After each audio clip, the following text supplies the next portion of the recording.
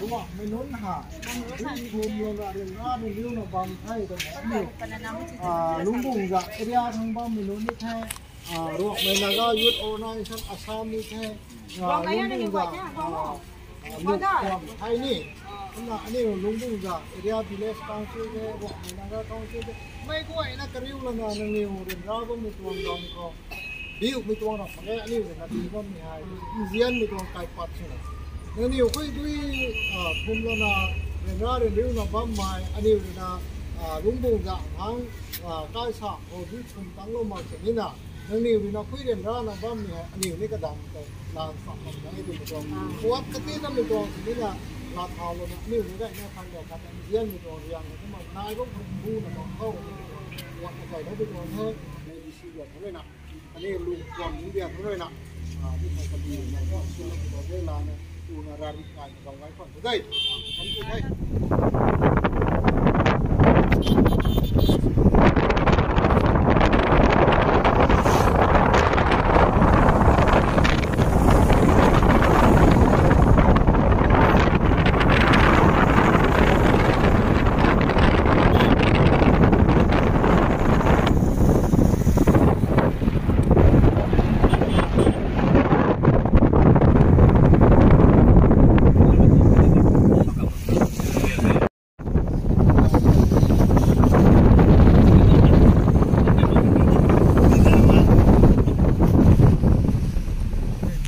namun tunggu lah bangsa sabar lari.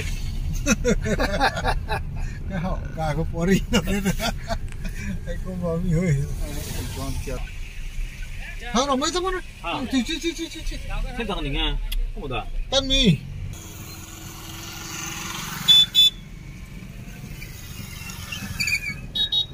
Samplot sudah tebam kami pemeratina.